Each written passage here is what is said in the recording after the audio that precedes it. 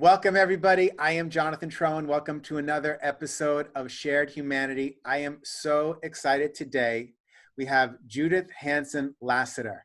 Now, if you come from the yoga world, you already know who she is. Chances are she's been teaching for, it's just about 50 years now of teaching, plus practice before that. There is so much wisdom. And for those that are not in the yoga world, there's just so much wisdom. She's written a whole ton of books. She's just contributed so much to the meaning of humanity. So I am really excited. Thank you, Judith, for being here. I'm so excited to see you. Well, Jonathan, thank you for inviting me. It's just a fun way to hang out with you because I enjoyed so much when I came to your studio earlier in the year, which now, of course, we all look back nostalgically. We were in the same studio doing yoga together and lots of people and sitting close to each other and no one was wearing a mask. I mean, yes, in those days. I know, people it's together. lovely to be here. Thank you. And thank you for your kind words. I don't know how much wisdom. So I guarantee a few bad jokes. I want to say she has a new book, Yoga Myths. And before we get into the yoga part of this book, here's what really touched me. It's Yoga Myths, what you need to learn and unlearn for a safe and healthy yoga practice. And to me, this book isn't just about yoga. This is a book, I'm even crying as I say it because it's so true. It's about challenging and changing long-held beliefs. And it's hard for people to change their beliefs. And I'm wondering if you feel any of that. Well, let me quote Buddha. I think that the jury will accept Buddha as an expert witness. Buddha said that, he said, do not seek enlightenment merely, I can't believe that word is translated, merely cease to cherish beliefs. So he doesn't say don't have beliefs because human beings cannot live without belief. We get in bed at night and we have the belief that whoever built the roof did a good job. It's not going to fall on us in the night. We have the belief the sun's going to come up. We have beliefs a mile a minute every second. He didn't say don't have beliefs. He said don't cherish them.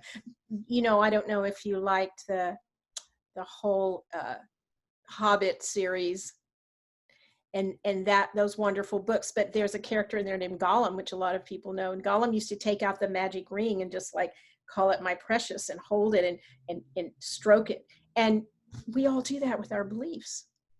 And so what I think that the deep part of yoga, one of the deepest parts of yoga, is creating an awareness that what I'm saying now is reflecting a belief I have. So what I do in the book is how I try to actually live my life. And the longer I practice and teach, the more what I think about, the more what I say, the more what I do, and the more what I practice come more closely together. But what I try to do in the book is I'm not telling anyone you're wrong. All I'm saying is, this is why I like Tadasana done this way. This is why. Try it for yourself. Taste the spinach. And then choose what works best for you. And that's the way I conduct my classes. I don't try to impose the asana on anyone. I try to expose it.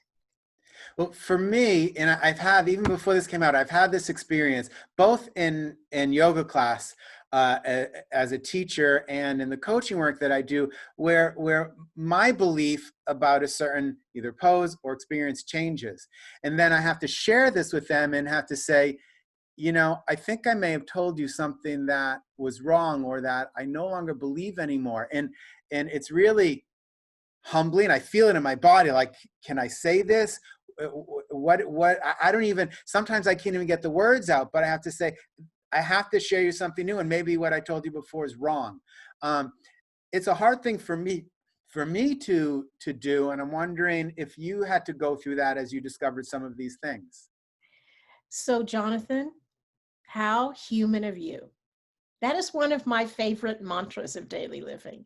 How human of me to feel that way. It's just a human thing. So what I find is that what I try to do is not make myself a prisoner of my words. Someone once said to me, Make sure all your words are sweet because you never know when you might have to eat them. So that's why I don't say it's wrong.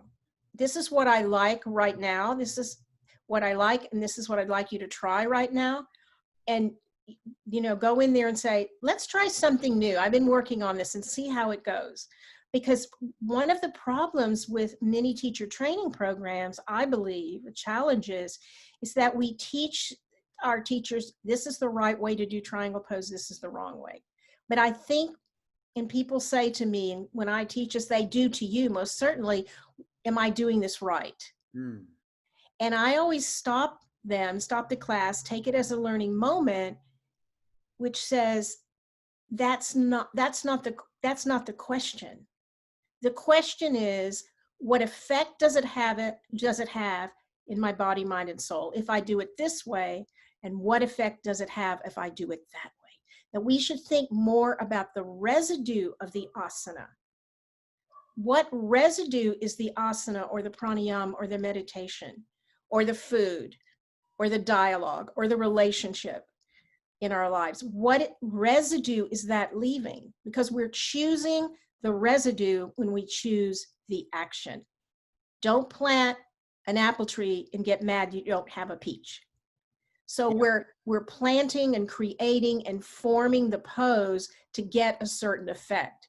And that's the attitude of the book. It's saying, if you do it this way, this doesn't follow my understanding of anatomical and kinesiological principles, you'll get this effect. If you try it another way, this is what I'm predicting you'll get. And I like how then you did bring it off the mat. It's not just about triangle pose or the anatomy of the body, but it's about the anatomy of your life. How do you show up in your conversations? How do you show up of all of this? And what is the reflection you get afterwards? After you do an action, whether it's in a pose or in life, what happens? What do you get back? What do you get back? What karma, you know, what some scars are you creating? What tendencies are you creating in your nervous system? What results are you going to get? And I think a lot of people misunderstand karma. They say, oh, that's just his karma. Karma is not the same thing as fate. So karma is the result of your action. And if you look in science and physics, every action has a reaction. I mean, that's the level of the world where we live. And so when we choose a certain way to do a pose, when we choose a way to talk to ourselves, when we choose a way to speak with others, when we choose where to donate our money or our time, we're creating a result. And what we need to do, what I believe that any spiritual practice teaches us to do, is to pay attention to the results of our actions. Again, to quote Buddha, the only thing a man, I'm going to put woman in there too, the only thing a man / woman / other gets in life is the only thing we own is our actions, because that's the only thing that makes the difference, and words are a form of action. So if that's important. Pause on that. Words are a form of action. Yes. We think there are words and there are actions. Yeah, your words are actions. Because think about when in the course of human events it becomes necessary. The beginning of the Declaration of Independence was, and I know there's a lot of problems with the founders of especially now we're becoming so much more aware of them, but the words themselves caused a small, tiny country to go to war against the largest, most powerful country in the world. And it is beautifully written, stating the reasons. And the right word at the right time can change your life. And there's 2 words that you probably said that changed your life, which was, I do. Mm-hmm. Yes? Yes, most definitely. That changed the entire course of your life. Yes. And then a little bit after that. Everything. So words are a form of speech, is a form of action.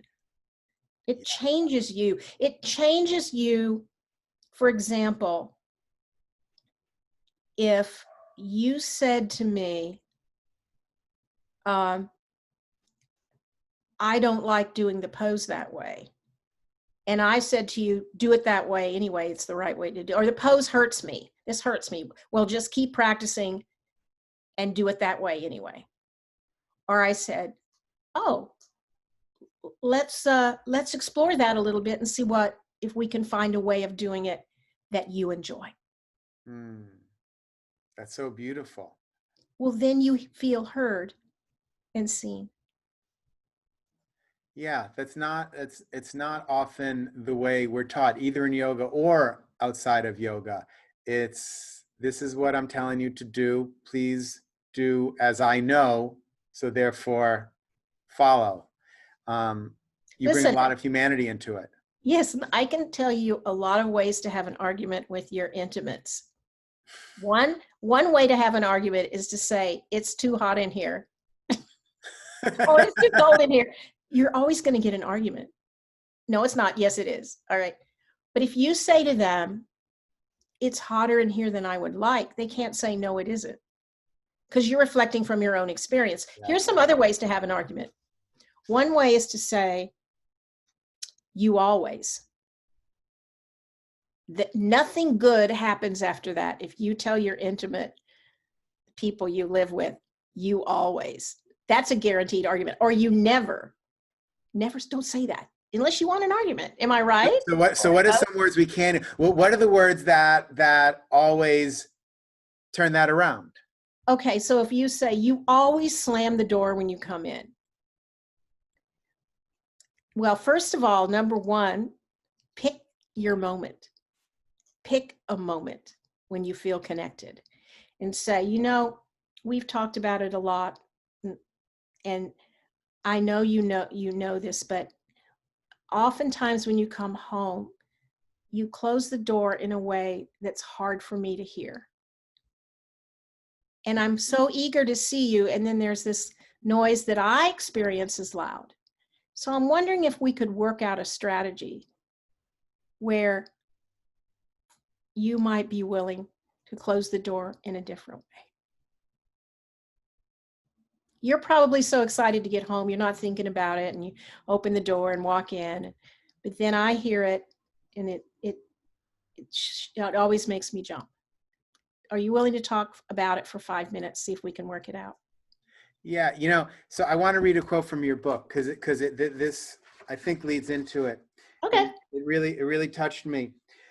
When we see our students or ourselves with soft eyes, we see through the lens of truth and compassion. And of course, I think it's beyond Stu. When I took that, I kind of, well, forget students, right? This is life. Sure. And I think that's what you're talking about, the lens of the soft eyes, so that we can have the lens of compassion. Yes. And hearing people more with your heart instead of just your ears. If someone says to you, you always forget my birthday. If you said that to me and I heard that with my heart, I would think, oh, Jonathan is hurt because he wants so much to be celebrated on his birthday. It means a lot to him.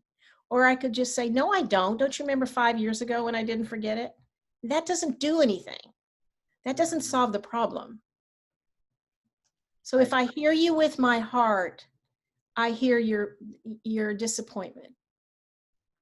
And so we have to also check in with ourselves. Am I hearing right now with my ears, or am I hearing with my heart?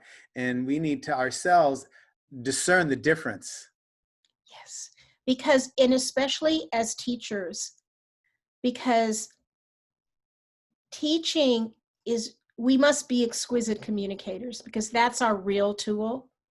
If we can practice beautifully and have wonderful experiences in our own body, mind, and soul, but if we can't communicate them to the student, we can't, it's very difficult to teach.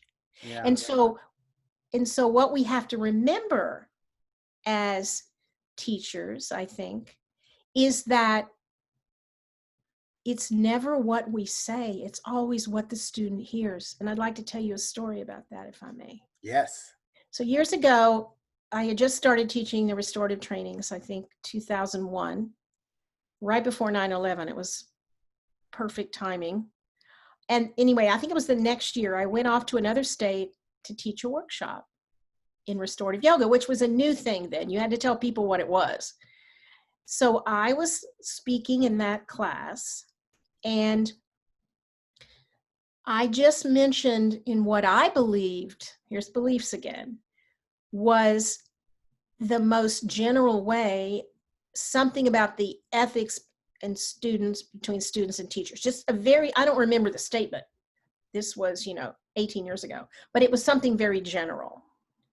And then a woman sitting in the middle of the class started to get upset, and she started to cry. And she raised her hand and she said, "I can't believe you're saying those things about my guru," unquote.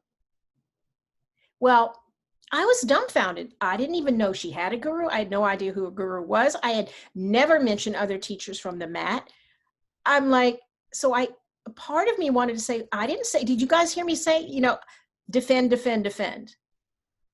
But I decided, oh yeah, okay, this new thing, nonviolent communication.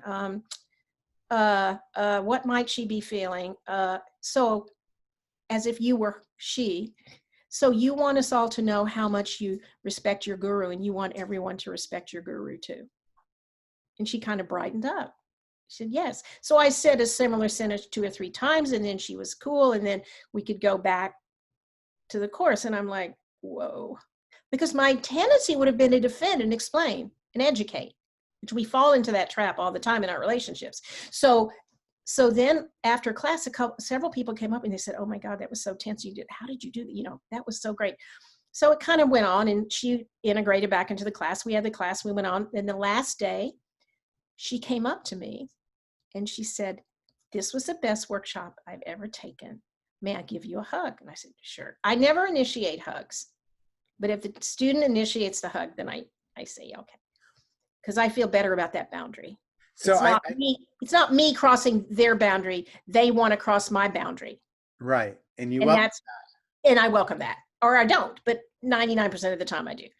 So anyway, I like that dynamic. So, and then she said this to me. "And thank you for apologizing about what you said about my guru." And again, that urge to educate. I didn't apologize, so I just looked at her and smiled and I said, "You're welcome." But I never knew who it was or anything. Wow. But I just saw it from her point of view. Such different things.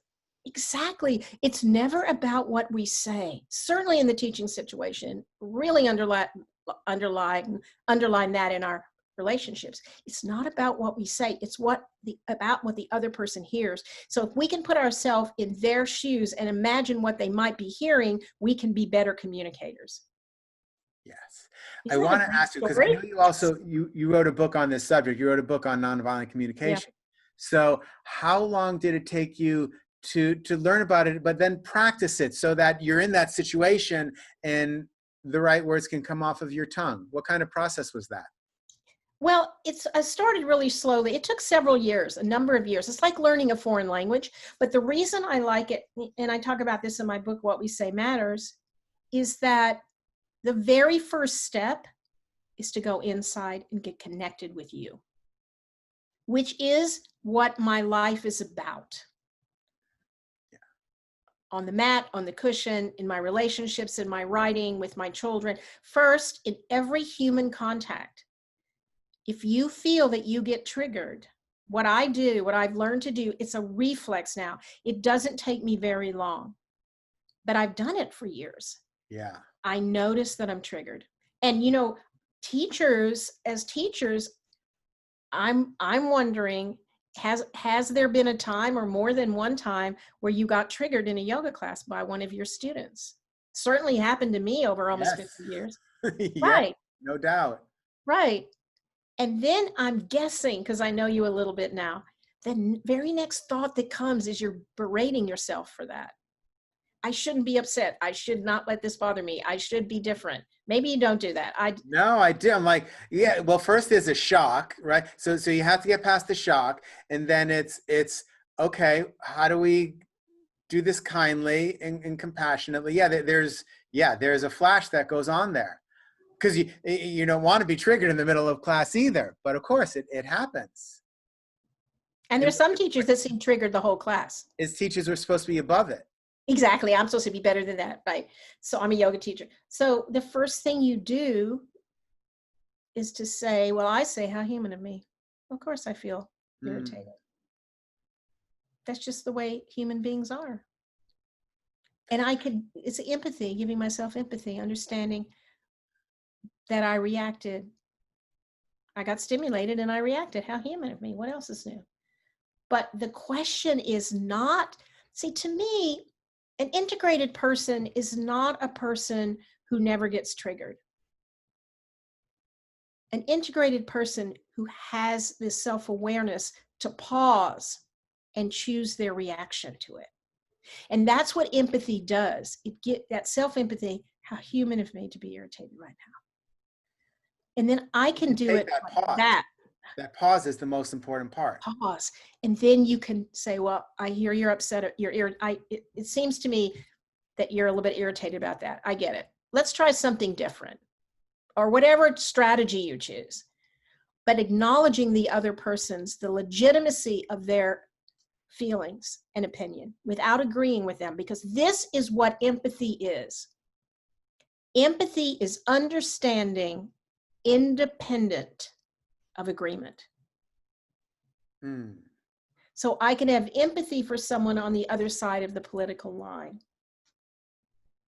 And I completely. So what I find sometimes is, so one person, let's say I will have empathy for another person, but then there's a part of me that wants them, even without agreeing, to have empathy, understanding for me, but that might not be there. So how do we reconcile the one-way empathy when there is a part of us that wants two-way empathy?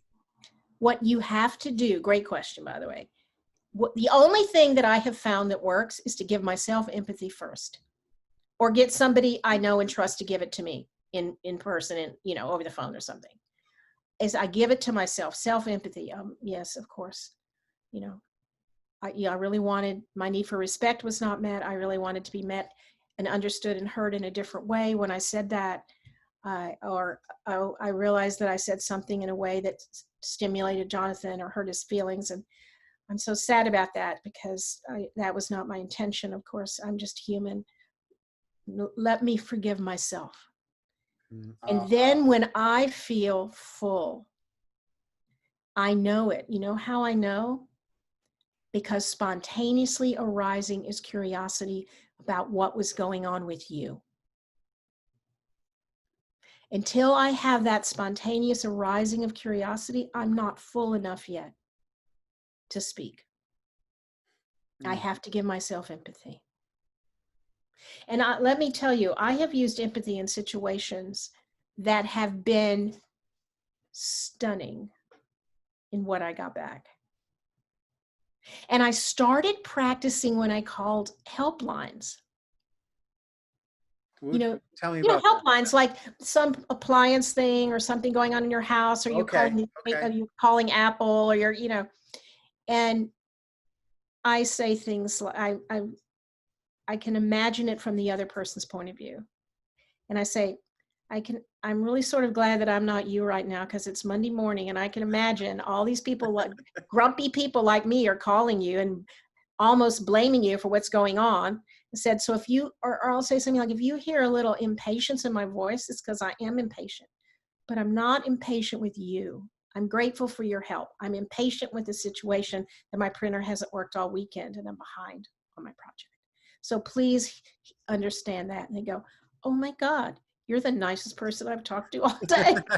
Because isn't that ahimsa? Isn't it the first yama, the first precept, if you will, is and to ahimsa stop for everyone, non-violence. Non-violence, ahimsa, non-harming. But first it has to start at home. It has to start with our own self. Yes. And I really use it in airports. Well, I used to use it in airports. I like to say one of my best spiritual training centers was the Chicago O'Hare Airport. It was my ashram, because so many times you fly from San Francisco, where I am, through Chicago to other places. It's one of the hubs on United.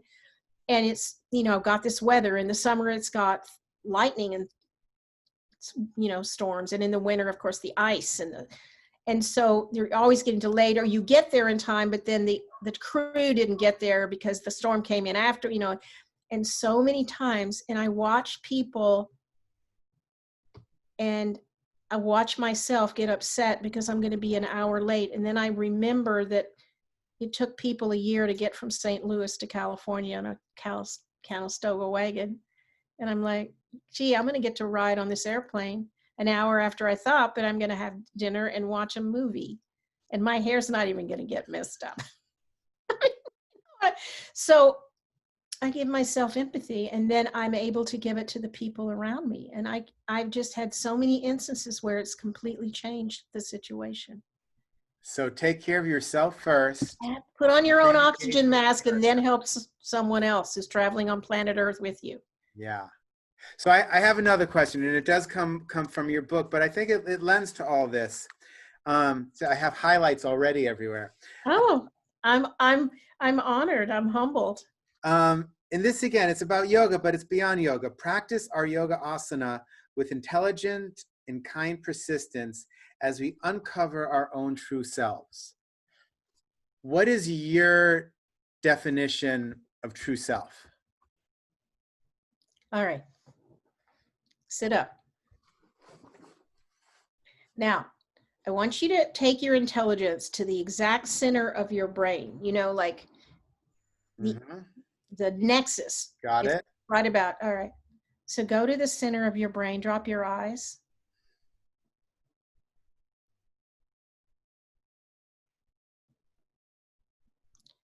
Now, did you become aware more of not only your surroundings, but of your body, of your breath?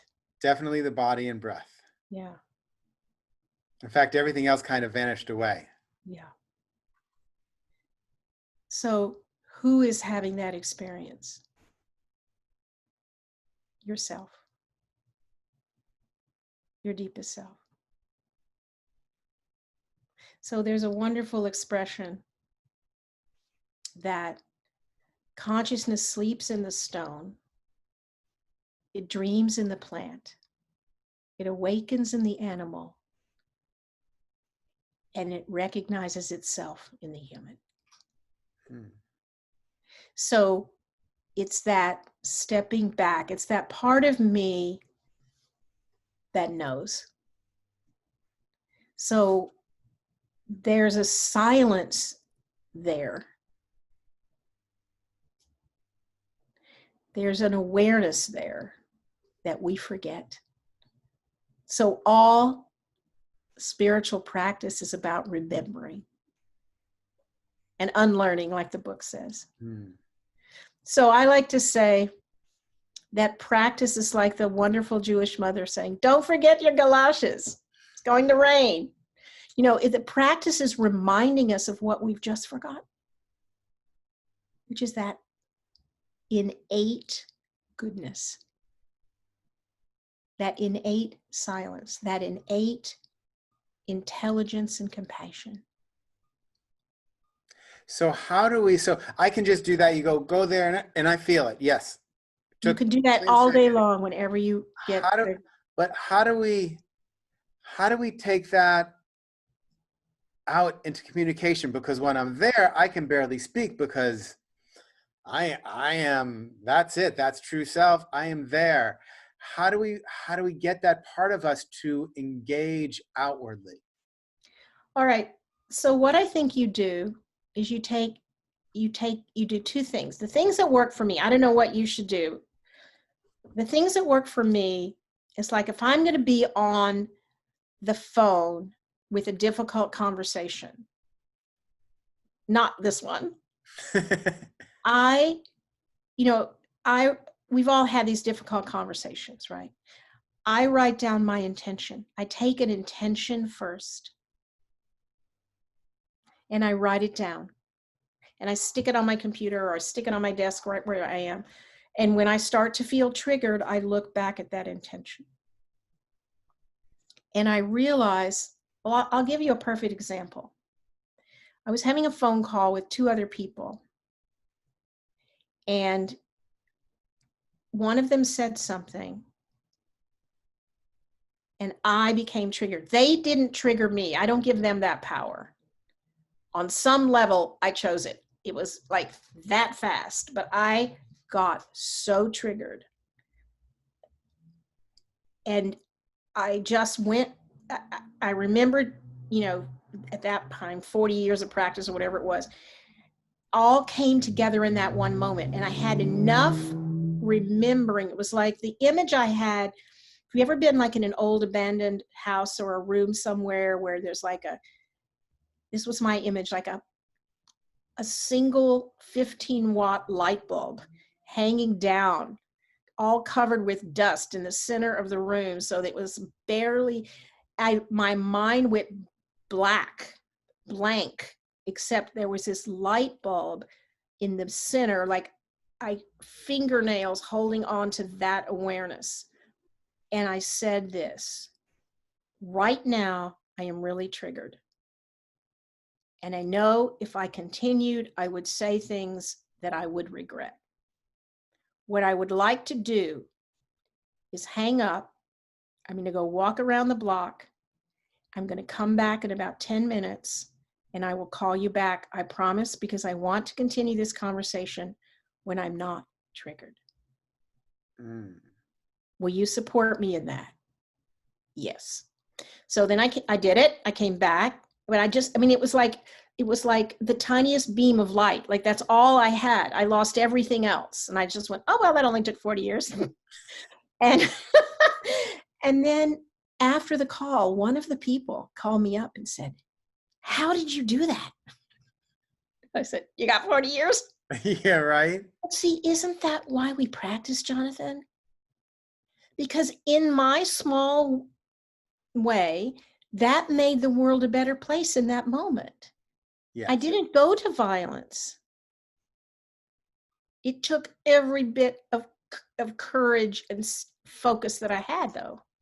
I mean, I was practically seeing red spots, which I've actually done before. Have you ever actually been so angry you saw red? Yes. It's not a metaphor, is it? And it's you not actually fun. See red spots. Yeah, I was practically there. So 40 years of practice. Life is a practice. Life is a practice. Every day you get to practice. Yeah. And the more I work with my practice and nonviolent communication, and the easier it gets. But,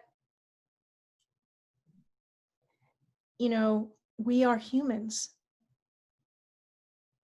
And that's the most wonderful thing about us. If that means we make mistakes and we keep forgetting and we say things that hurt people when we don't mean it.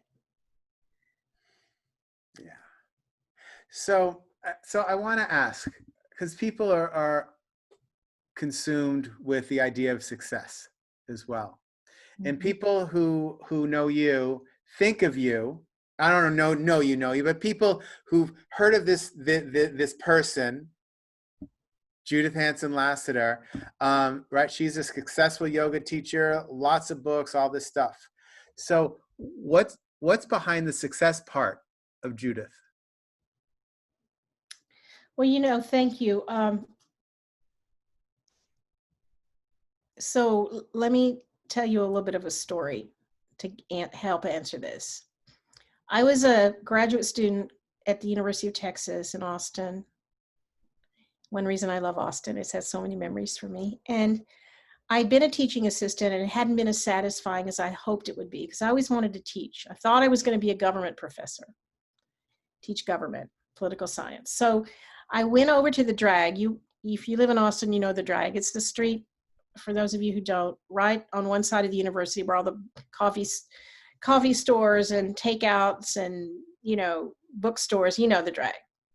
Jonathan, you know the Drag, yeah. And every college place has a Drag, so yeah. We call it the Drag. So I went over to the Drag and I was thinking about I needed a new job for the fall, and I walked by it was a student YMCA, and I'd never been in that building, and I walked by that building, and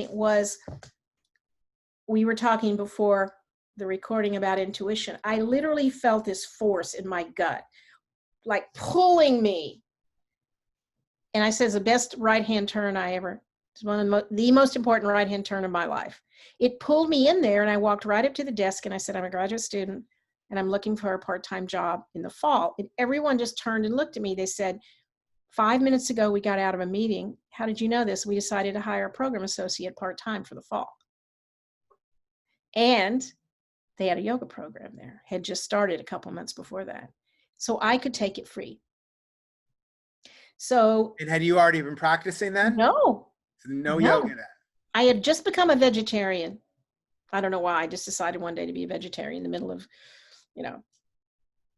filet mignon, Texas. And I started taking it because I had a little arthritis and I wanted to do dancing again. And I absolutely fell in love with it. From the very first class, I got up the next day, Jonathan, and did what I remembered. And that was it. That was it for me. My life completely changed. And 10 months later, I took over a yoga teacher training not teacher training, but teaching program of 200 students. It was like the only yoga in Austin. It was really hot. It was the Beatles and the Maharaji and transcendental meditation, and sitar was in rock music, and blah blah blah. And that's when I decided to go to physical therapy school and do the PhD in East-West psychology and all of that. So because this was what I loved, and in the sense of following your bliss, no, there really wasn't anything like an independent yoga teacher who wasn't teaching outside of an ashram. But all I knew was this was I didn't even know the word, but this was my dharma. This was what I was put on earth to do. And that's why I went to school again and did physical therapy training and the East-West psychology PhD to learn about the sutras and the deeper aspects of yoga, psychology, and philosophy. So the point is, I never set out to be successful. In fact, one of the reasons I chose physical therapy school was because I wanted to really learn deeply about the body. I figured if I was telling you what to do with yours, I better know what I was doing. But second of all, I always thought it was a fallback. Like, if I can't make a living teaching yoga, then I can be a physical therapist, right? So it was a fallback. So I never had the idea, I'm going to be a successful yoga teacher. My idea was, I was doing what I loved with all my heart and all my mind. But you get 100 people in the room. Online, you get 200 people in a room. What's different about you? I don't know if it's different about me. I think it's partly the times. But let me just back up for a second. I've had young teachers come to me and say, how do I get to be a famous yoga teacher? And I'm like, I get triggered. Like, how do I get to be famous? Or how do I get to be successful?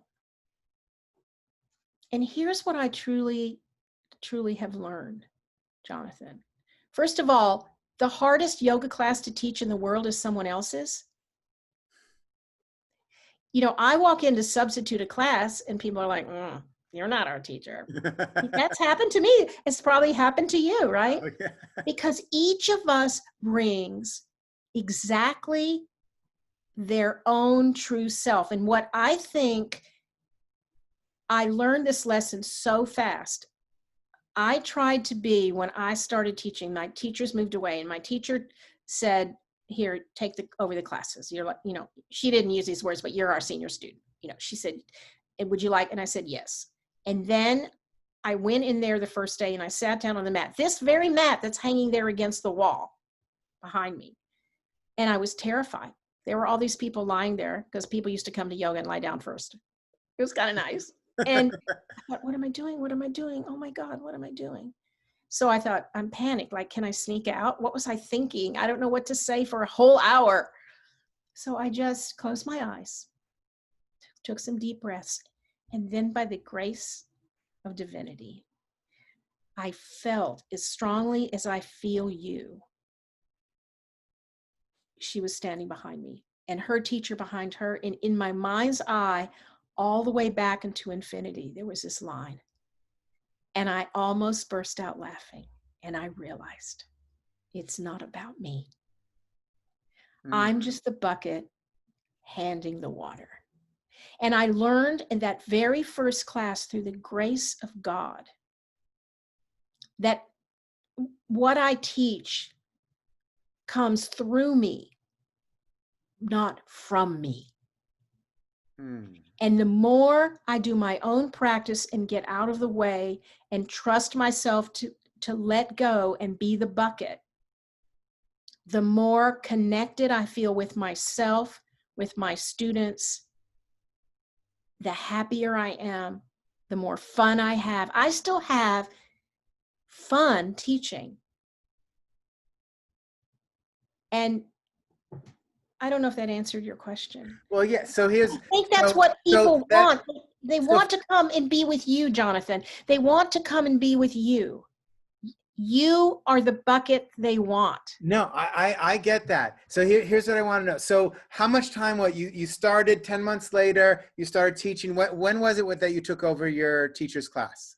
In 10 months. After I so, started. So here's what I want to know, because it took me years to figure out that it was just all the stuff and the words weren't even mine, and it just went through me. But you figured that out in 10 months. So no, I figured that out when I sat down on the mat before I taught my first class. That came to me. That amazes me that can happen. That's what I want to know. Like it gives me chills right now. Yeah. Almost 50 years later, it just chills down my arms. I know it was nothing that I did. That's amazing. It was a gift.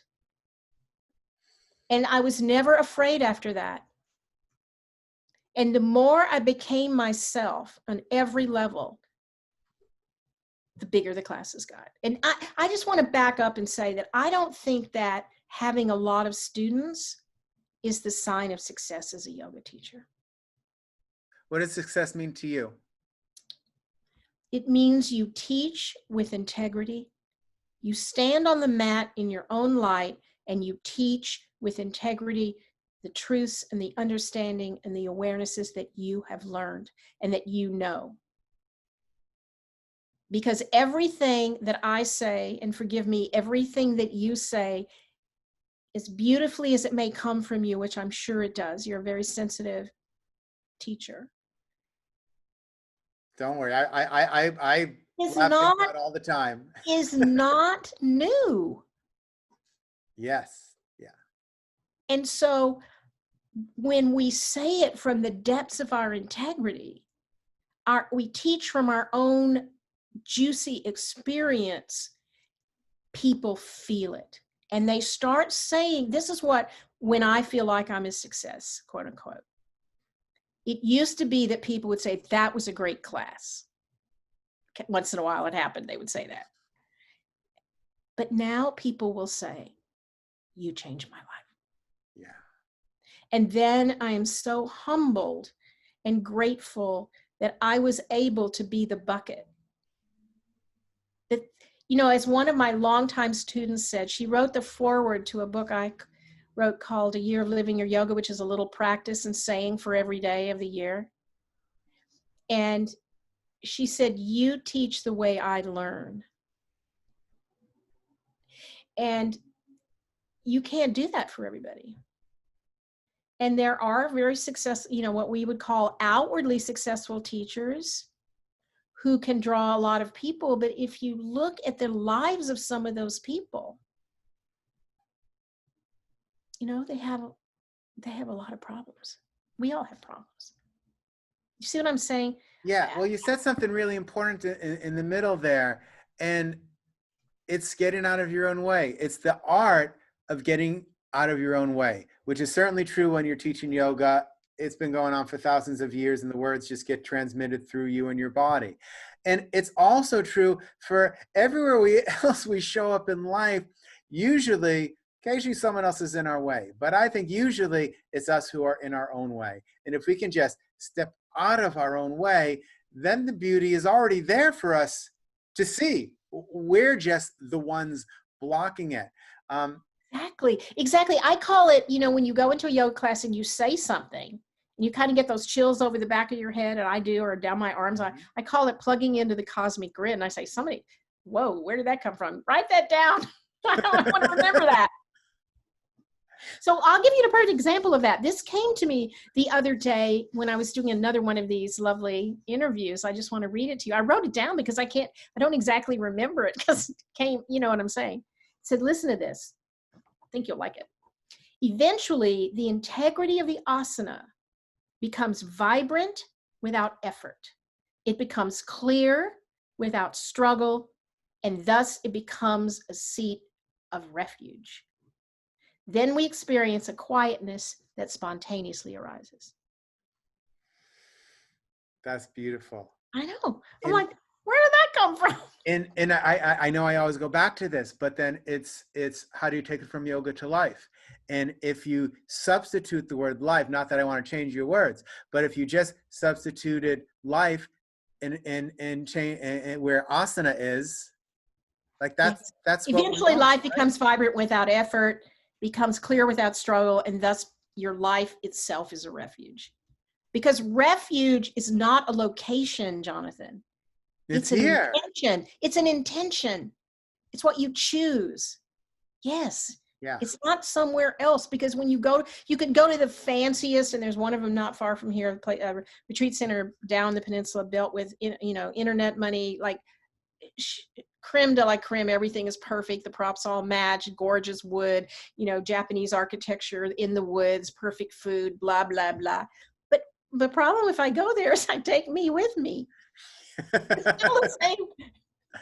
I hear you. If you look at one of the talks that I did, I talk about that. I went from Boston to Denmark to Spain to LA, and all of a sudden that voice was in all these places. Now, I thought the next destination was where life would unfold and I'd finally find the joy, but the only thing that showed up was me, and it was not a refuge at that time like it is now. Yeah. And yeah, you have to change this to become that refuge. And we see that in yoga, where people think, if I can just get handstand, if I can just get these poses, and they're striving to get the poses, and I've done it, and it was fun, and it was, where I was at the time. But I think a big switch happened for me too when I went into labor with the first of my 3 children. I thought, oh, this is just an asana. Breathe with it. Yeah. That everything's an asana, Everything's an asana. Oh, I love that. Well, there is nowhere that is not your yoga mat. That's right. That's right. And these expressions help me. Everyone is Buddha. Now, did Buddha really live? I don't know. I have a funny cartoon that says it's Buddha sitting there in meditation, and he says underneath, I never really said that, because people say Buddha said this and Buddha said that. But I don't know if Buddha lived, but I'm going to use the idea that he did in this way. I tell myself everyone is Buddha, or no one is. Yeah. Because everyone is the inner self, is the inner divinity. And if or no one is. Treat ourselves that way and treat others that way, always, then it changes. Everyone you meet is Buddha in disguise. Now, I don't care if that's a fact. I like what I say and do when I believe that. I'm picking up that belief like a hammer. Like if I want to hang a picture in my office, usually I take off my clog and try to, but sometimes I go all the way down 2 stories and I get the really good hammer and I use the right tool and I, hang the picture hanger, and then I hang the picture. But I don't carry the hammer with me for the rest of my life. I put it down. So beliefs are things that you can use. And that's a belief that makes my life better. This person standing in front, this person driving in front of me, going just slow enough so that I can't pass them. This is Buddha. Yeah. And there's a great book. Other, every person you come into, that help desk that you were talking about. Yeah, that's Buddha. You're talking to Buddha. And and the hardest person, of course, to believe is Buddha is yourself. So but either everyone is Buddha or no one is. That's a powerful one, because we like to think the people that agree with us are Buddha, but all those other people on the other side, well, they can't be Buddha. Mm-hmm. So sometimes when I'm teaching a course for teachers, I have them write this out. Think of a disagreement that you have with someone close to you. Like, let's say your mom is you think she needs to go and get, full-time care now, and your brother disagrees with you. Or something like that, that's a long time. And write out the situation as if you were he, from his point of view. Oh, and they moan and groan because they think I want them to agree with him. No, I want them to write it from his perspective. Right. We always want to force the other people to look at our perspective. But even if we don't agree with it, can we, for a moment, observe that perspective, That's write empathy. that perspective?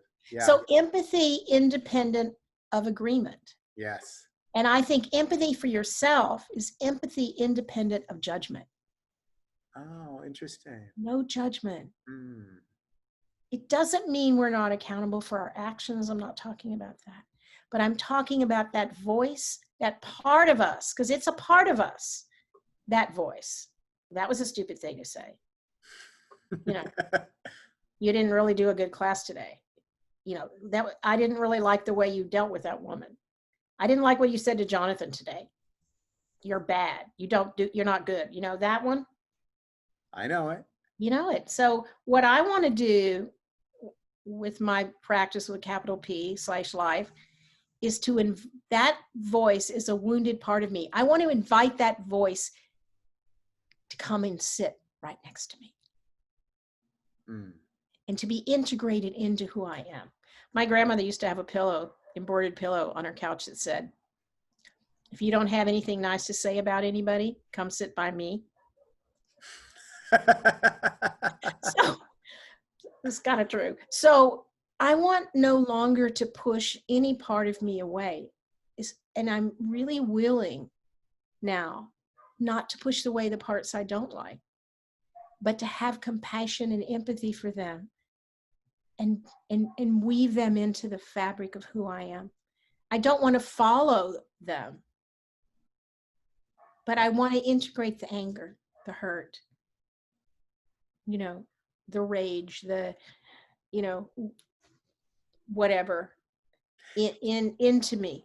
Do you see that as a journey that has a completion? Like, will all that anger at one point in this lifetime be wrapped up? Or is this just a journey? At some point our life is over and there's still the anger and whatever's there. I'll tell you what Buddha said when asked that kind of question: none of your business.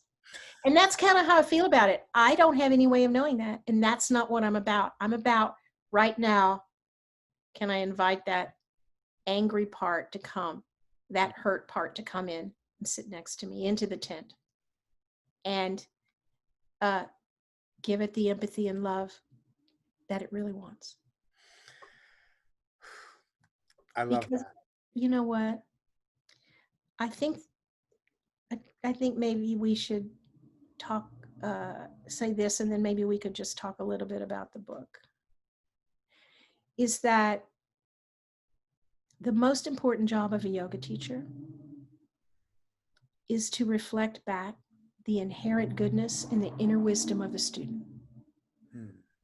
And the only way we can do that, the only way we can empower them to become freer and more open and more themselves, is to find it in ourselves first.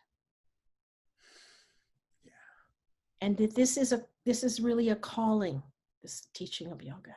It is a deep privilege. It's not a right. It's a sacred act to teach. It's a sacred act to physically touch someone else in a pose.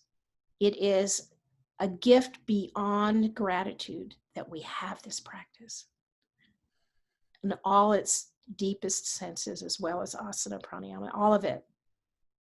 And so that our job is to become the yoga. Yeah. Wow. And then the world changes.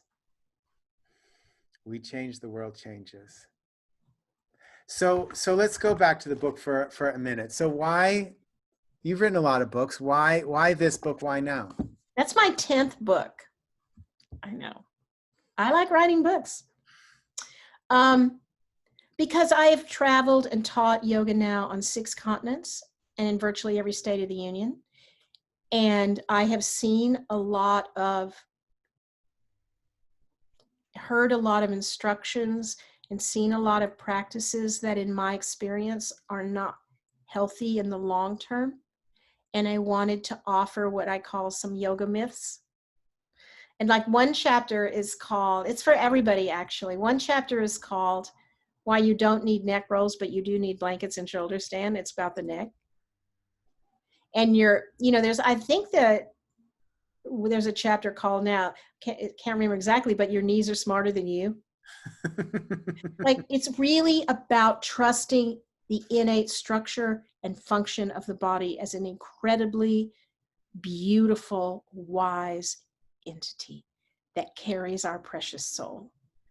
And to listen more and tell less. And to trust ourselves more. I want to reiterate for people, it is about yoga and it's not about yoga. It really is the meat of the body, right? The meat and bones of the body. And we all have that. So yeah, how can we listen to it? How can we connect with it more? It's really a powerful book. Thank you. I had a great deal of fun writing it. I wrote that book in 4 months. In 4 months? I have to do a book writing course for us now. How do you write a book in 4 months, right? I'll tell you how to write a book. Outline. This is what I learned when I wrote my first book. Meticulous outline. And then, the analogy I make about writing books is like being a painter. Everyone wants to just do the paint like a little kid, like put the paint on the wall. But a really good painters come in, they empty the room, they cover the furniture, they tape the windows, they caulk, they repair, they sand it down, they wash, they clean, they get the canvas ready, quote unquote. The last thing they do is paint. Yeah. So it's like anything. How do we show up and prepare for it? Yeah. What do we do before we're on the yoga mat? Yes. What do we do before we pick up the phone and have the phone call? Yeah. Get to that true self. Yeah. And one of the things I like about Yoga Myths, actually tomorrow is the launch day.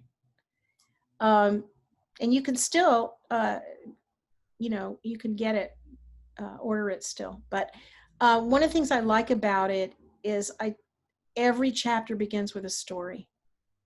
Yes. Did you like that? I did. I noticed it. The whole thing begins with a story. The book begins with a story, and then there are stories all along the way, so you can connect to humanity, which is what this is about. It's what life is about. Which is, I hope, what we did.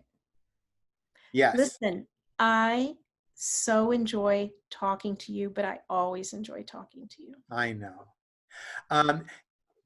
I know we spoke before. Now, I don't know what you read before. Was that the poem you were going to read, or is there another poem? Another one. So I want to hear, we're going to close now. Well, so before we close, Yoga Myths, you can buy it on Amazon, and I'm sure all the other places that you can get a book. Sure. For those that are connected to us in Yoga Tree, Judith is going to be doing a workshop with us in embodied practice, finding your center in every asana. That's going to be in November, and we'll share more details about that. But stay tuned. It's online. Yoga Tree. Yes, it's going to be online on Zoom. We'll all connect with that. So wherever you are in the world, you'll be able to get to that. And now, can I just say something about that? Is that this is a new course that I've never taught before, with some new ideas about doing what you brought up several times, of like closing the gap between how I live and how I practice. Through where we take our attention in asana. There will be some talking, but then there's going to be live asana, and I'll be teaching my daughter, and she'll be doing it. It's going to be, I'm so excited. It's going to be great. I'm truly excited. It'll be on your website probably soon. Yes, we'll have it up there. Well, by the time this is up, it'll be on the website. So everything will be there together. And I want to close. Judith is also a poet. So let's close with a poem. Okay. So I've written about 100 poems. I was afraid for a long time to read them. And then one day I just decided I was going to read them, and some people would like them, maybe. And I love reading them. So thank you for your patience in hearing my poems. And this one is entitled Nothing is Missing. And I liked it. I liked it for today because I know sometimes in these times I feel like I'm missing out. I'm missing things, and so nothing is missing. Here we go. It's very short. All right. Nothing is missing from this moment. There is no lack in you. You are already whole and joyous. You are already one with the universe. You are the light as it skims across the surface of the pond. You are the bird that sails through the clouds. You are surfing on the surface of God's love all the time. You are the deepest, widest, fullest, most passionate expression of divinity. There is nowhere to go and nothing to do. Forget yourself and remember everything. Fling yourself from the pinnacle of fear into the abyss of joy. Sing, dance, and love, for you are the expression of all these things. Find that which was never lost. Thank you for that. Thank you for you. You are the blessing, my friend. Thank you so much. We spent a long time here. Thank you for giving us of your time, your wisdom, your heart. Thank you, everybody, for watching. And we will see you on the next episode of Shared Humanity. Thank you, dear Jonathan, for all you give the world. May we live like the lotus at home in the muddy water. Bye. Thank you. Bye. Bye.